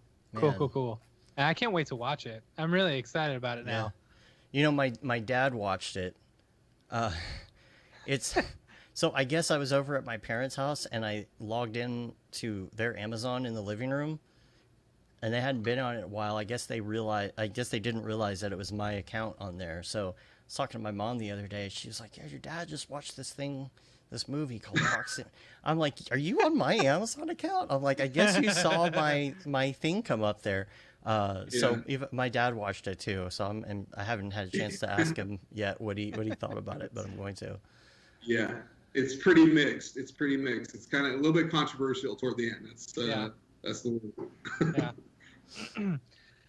Cool. So you've got this one under your belt. What's let me ask you this, coming from like a motion graphics background, was there at any point when you thought about ever doing like an animated short film versus like actually shooting an animated short? I thought about that. I mean, there's been a few times where I've thought about doing that, but for you, has it always just been, no, we gotta shoot it? I mean, I'm more interested in live action, but yeah. I would do an animated feature. An animated short, I don't know. The main reason I never had done it is just because I felt like I was never good enough for doing 3D. Like, even if the short film that I did super early on called 3113 is like this like sci-fi kind of abstract short, and it was there was a creature in it, and like if I had the capabilities, I would have done that creature CG.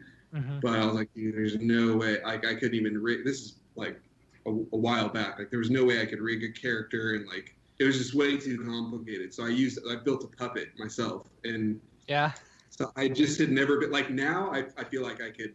I feel like I have the capabilities to be able to do an animated short. Do you ever want to go George Lucas that short film and then like replace it with an animated character? No,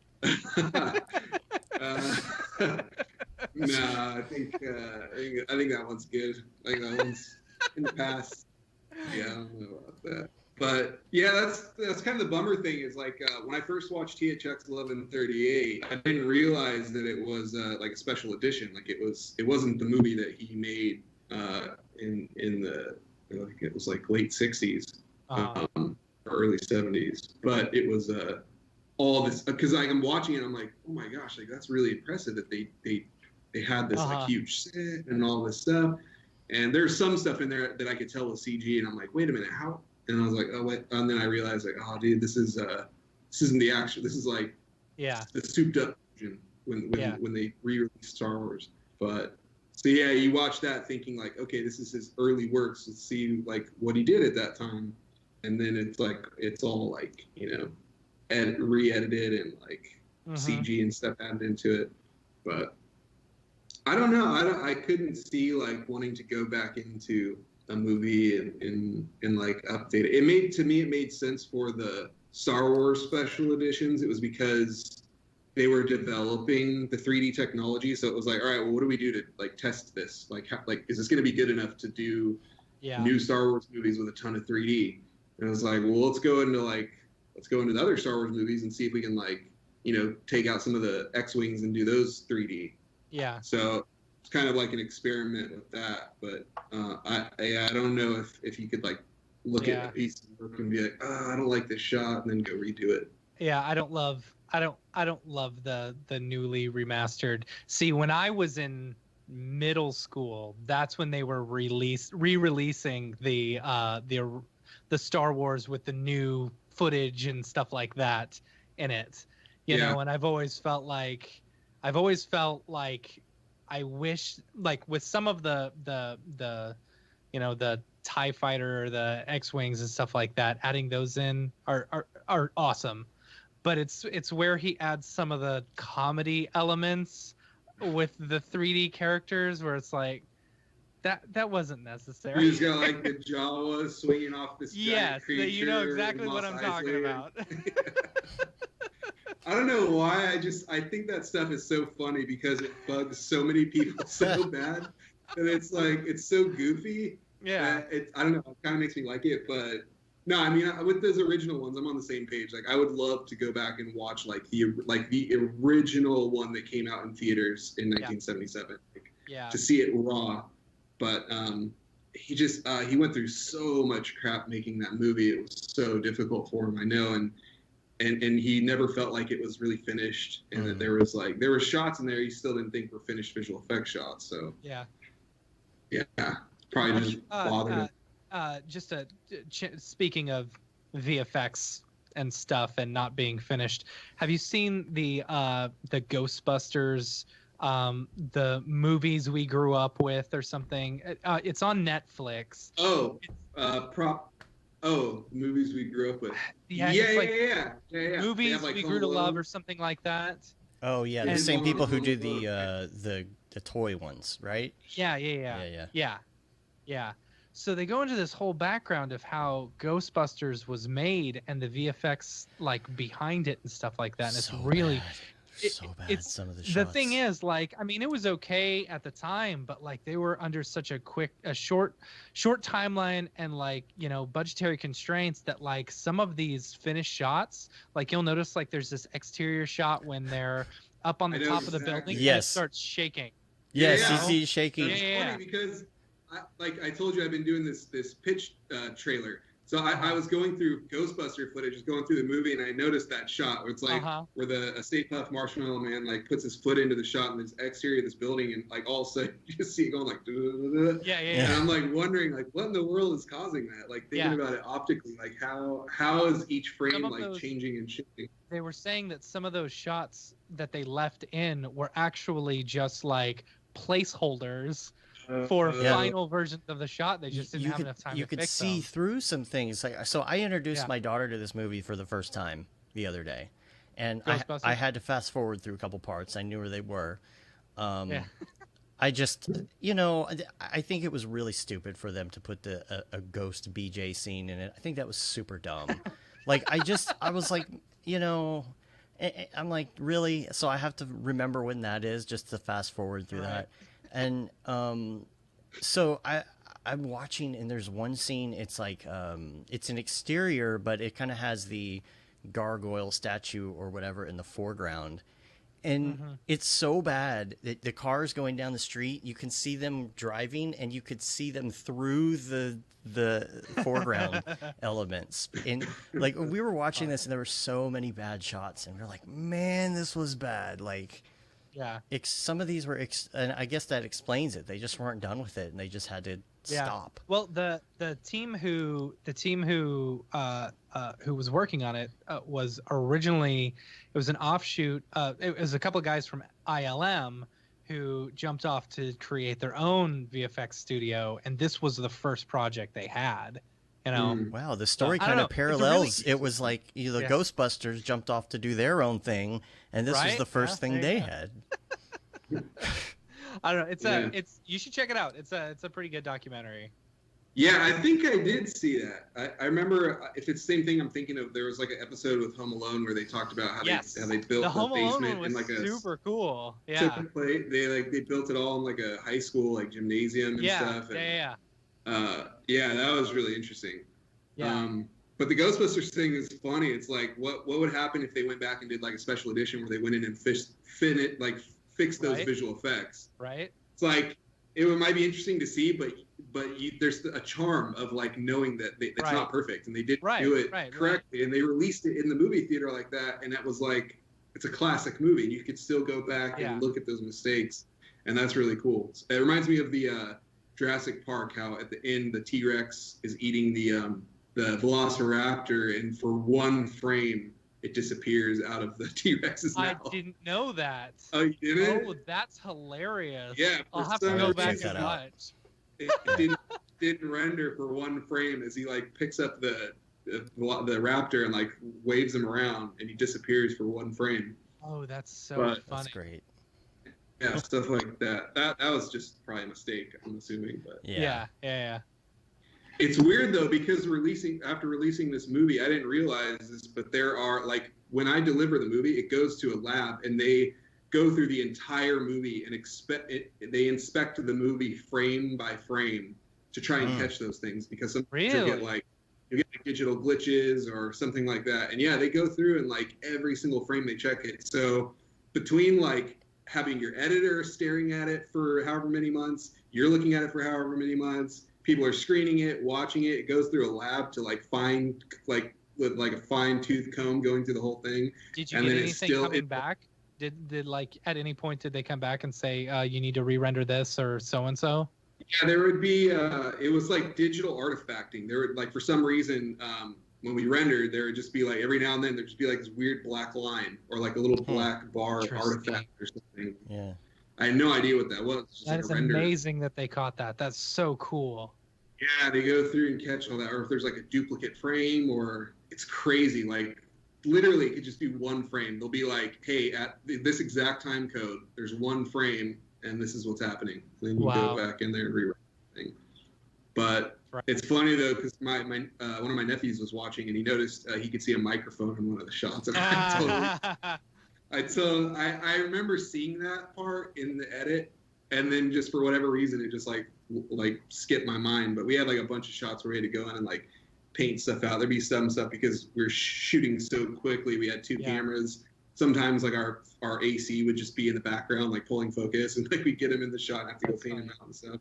But you got people that go through these movies and look at it frame by frame. What did you shoot on? We shot on the Red. We had I forget which one. We had like we were testing. We actually one of the cameras we used was like an early. I think it was one of the ones that shoot really really good in low light, and it was like a kind of a demo cam, and it like I don't know what it did. It like one of our scenes that we shot, it like came out like acid yellow, and it was something wrong with the sensor, I think. But the cool thing is like there's so much color information in the camera that you can go back and fix it. Yeah, that's cool. Yeah, that's amazing that you can do that now. Because back in the day, you're like, well, sorry. We shoot that scene. Yep. Yeah. Oh, it's all blue. Forgot to white balance. Yeah, something would back like out of focus or something. I know that there's a lot of stuff that would happen with like ghosting where there's like two images like right next to each other and you have to go back and shoot it again, or digital makes it easier for sure. Yeah. Well, we want to talk about some of your influences as well. Yeah. So we have kind of a list of questions that we want to ask you here.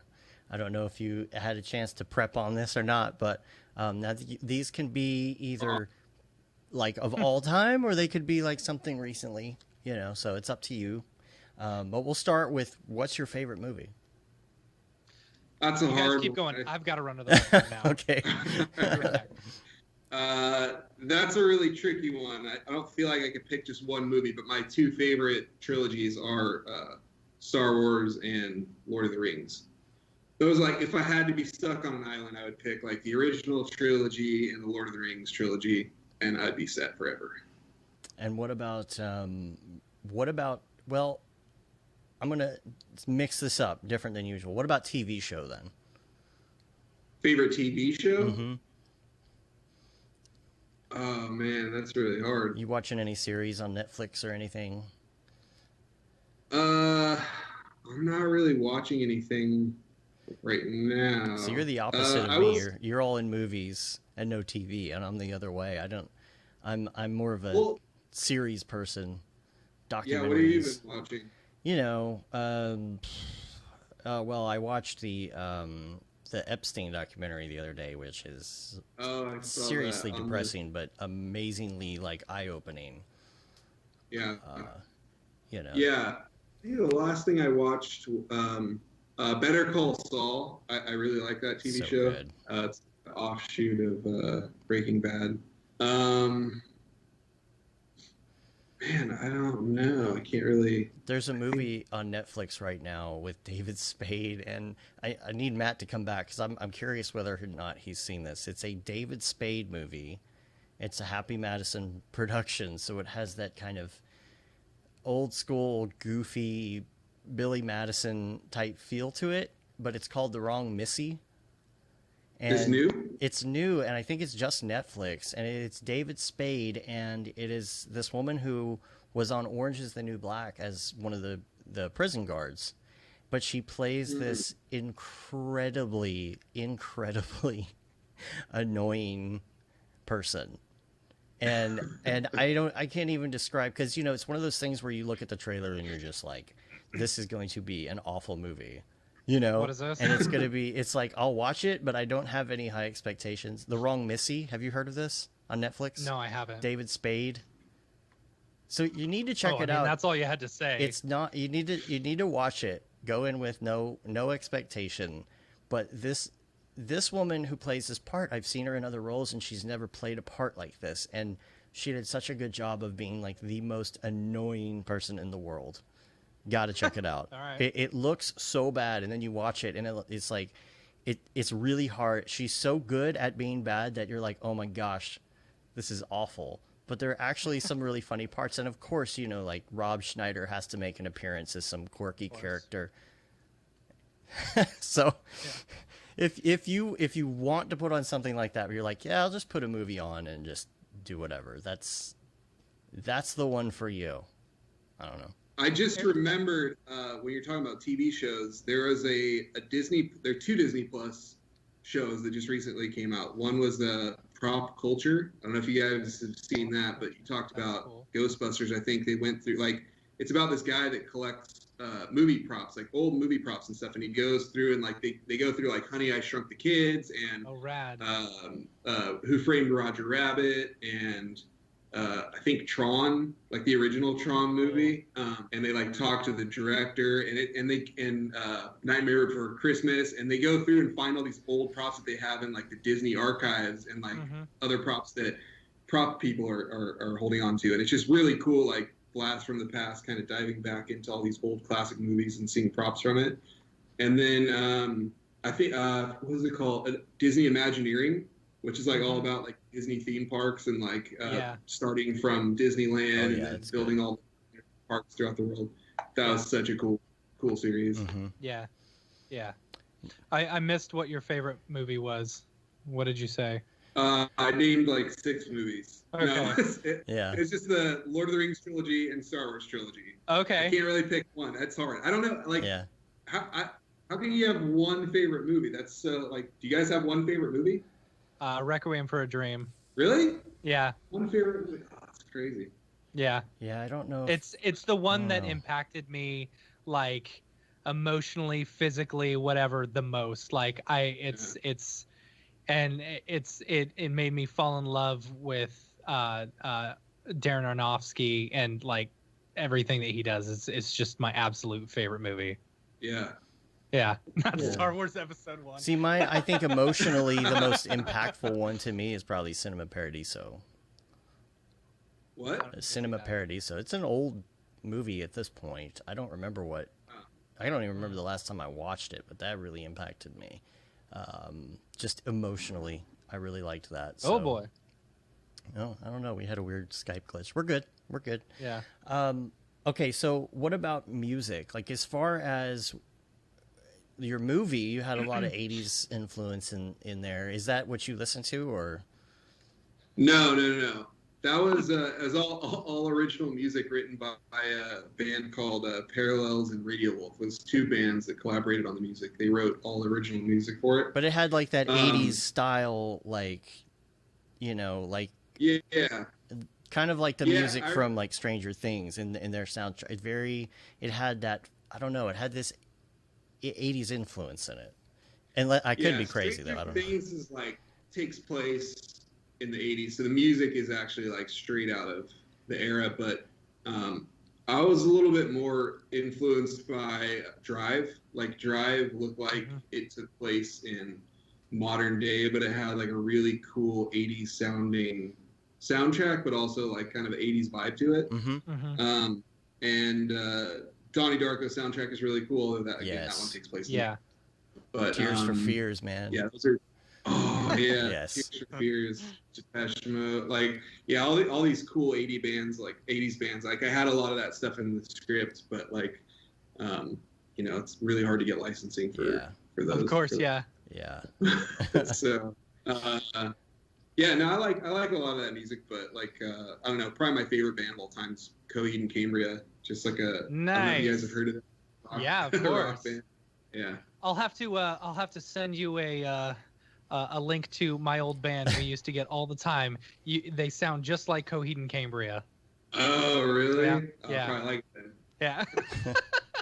Nice. Now, what about podcasts? Do you listen to podcasts on the reg or no? The one that I listen to the most is Script Notes with John August and Craig Mazin. It's like a screenwriting podcast. I listen to that one the most, and then every now and then the DGA has a cool where they just do like talks with directors, and A24 has a pretty cool podcast, but they don't post a lot of stuff on there, so it's like every now and then you get talk with a director that did an A24 movie. But Script Notes is that's the one that I've been listening to consistently for like 8 years.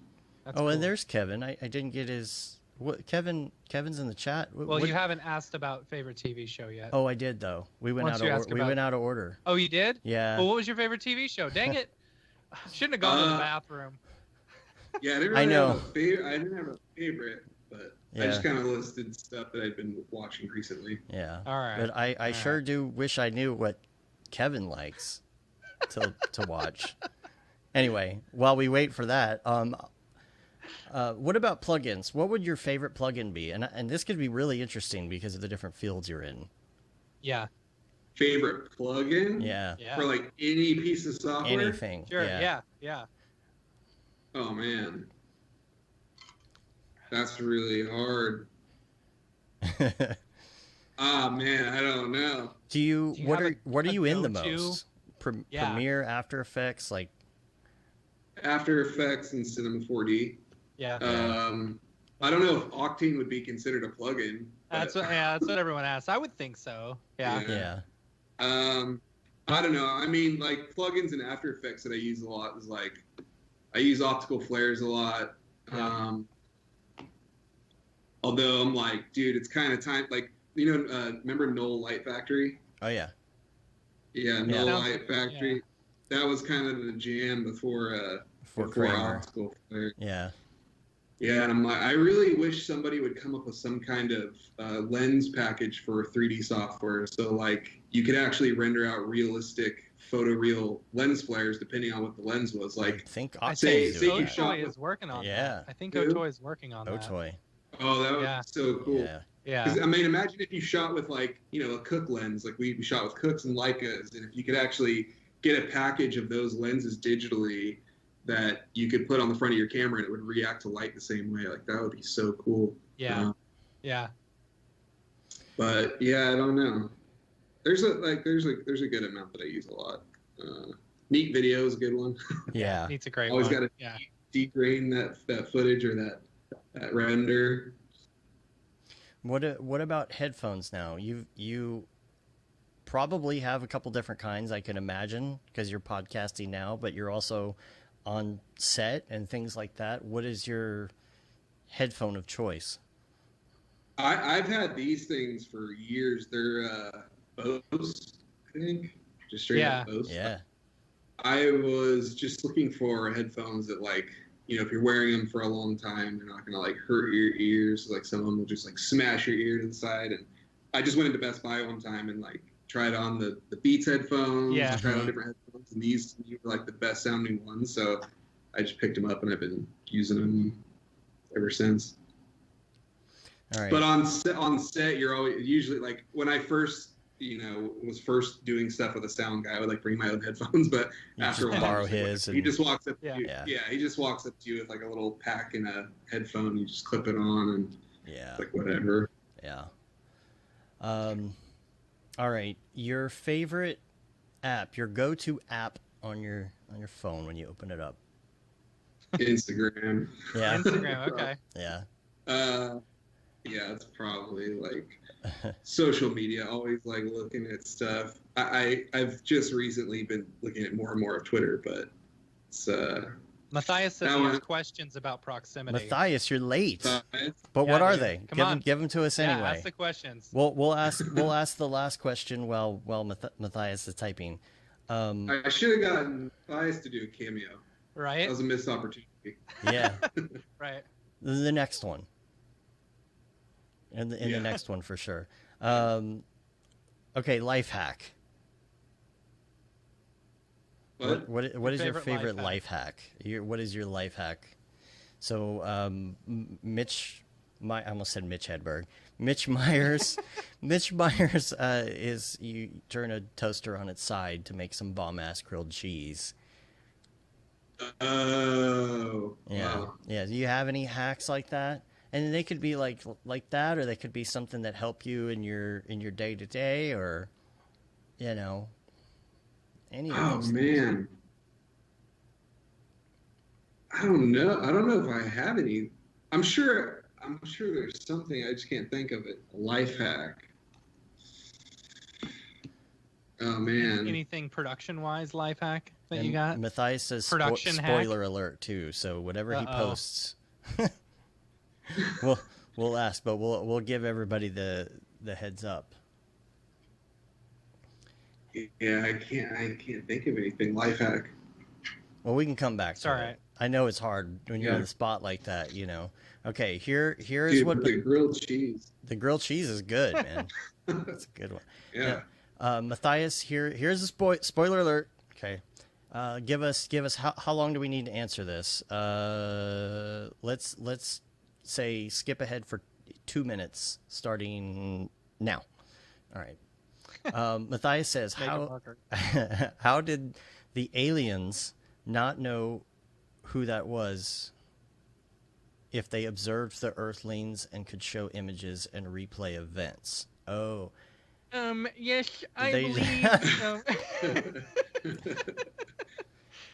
Well, yeah. Whenever that happens, a wizard did it. A wizard did it. Yeah. They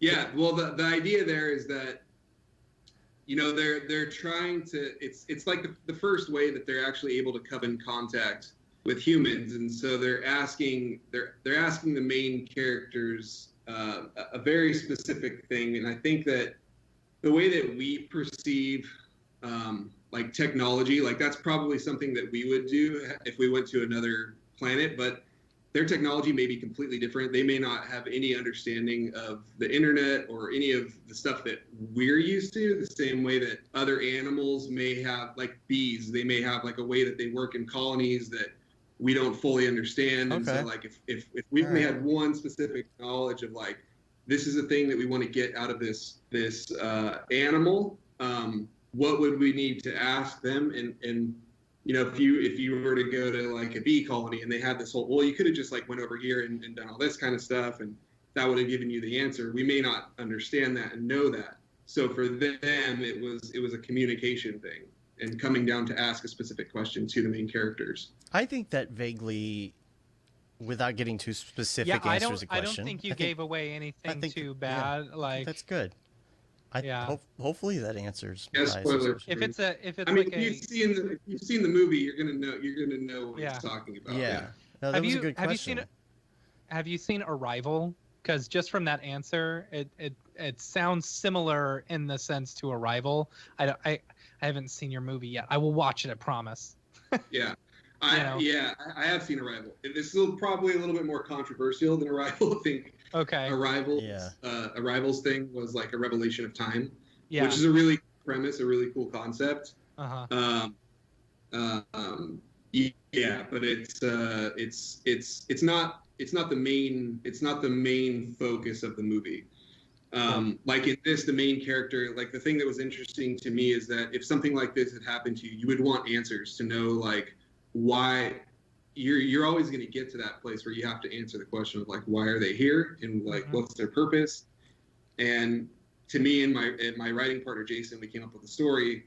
You end up getting into these really big existential questions of like, if an intelligent species existed, extraterrestrial intelligent species, what would they come to Earth for? And it's like a common answer is like to give humans a piece of information because they're so intelligent and they're so smart, they're so advanced beyond humans that they have all this information they need to instill on humans, or they need to say you guys aren't ready to learn this, or could be like we ran out of water so we need resources from your planet or something like that. Right. But this idea to us that like the aliens were this intelligent species and they had conquered everything that we aspire to as humans when it comes to technology and medicine and science and space travel, and they have figured all of that out.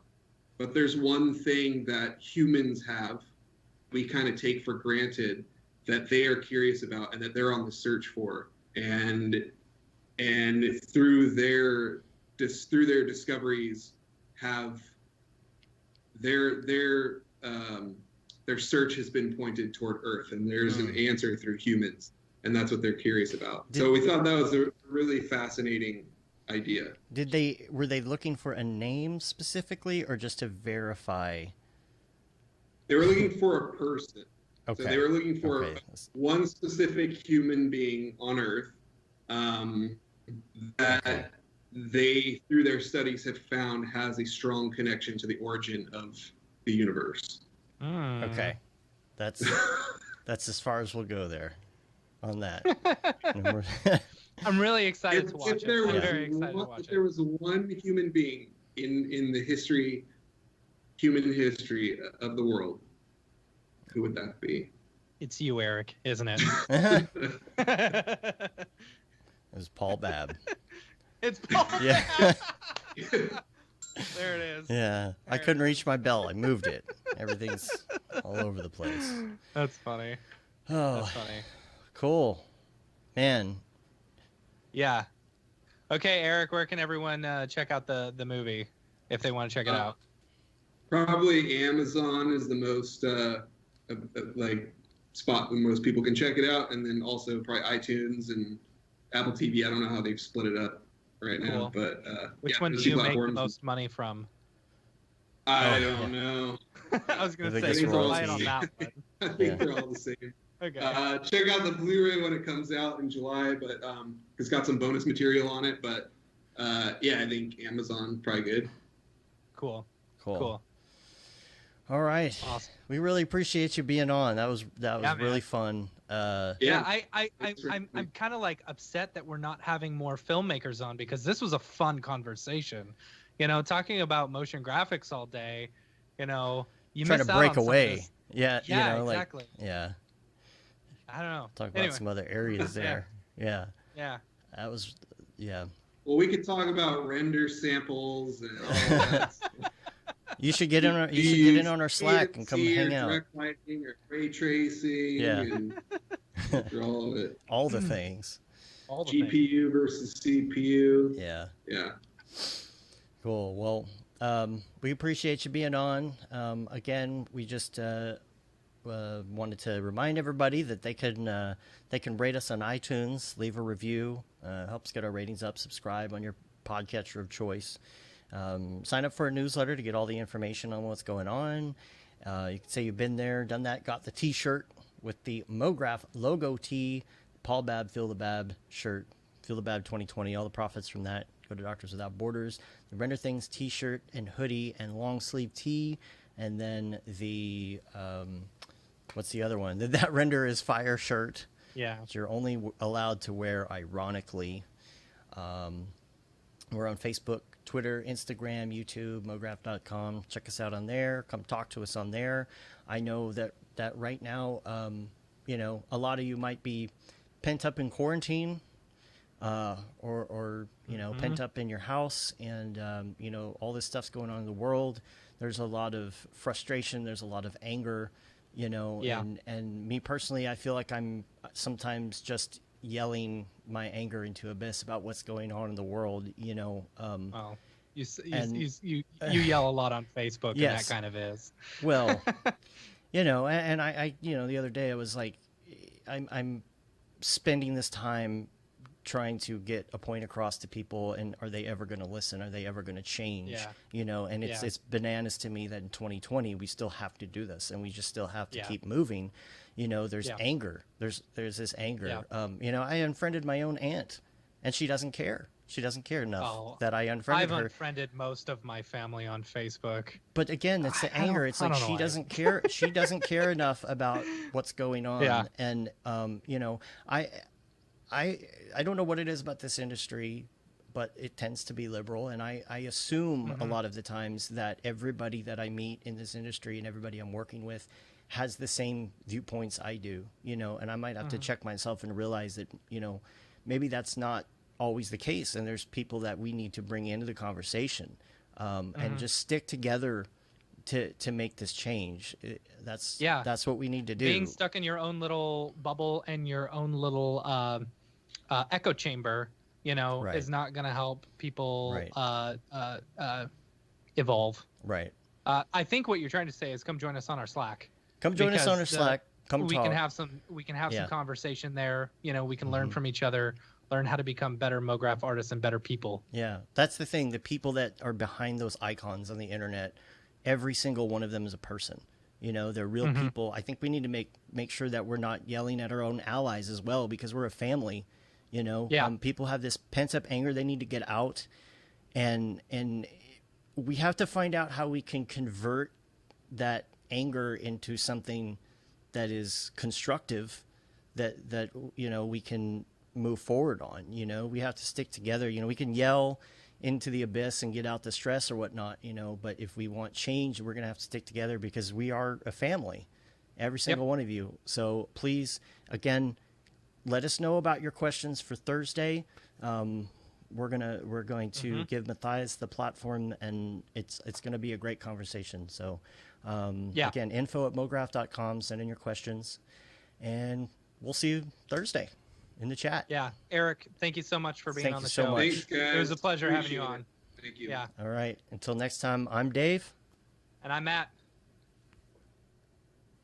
and You you're... are Eric. I'm Eric. This guy. Have a good one. Later, yo. Stick around Alright, for just a stand minute, by. Eric.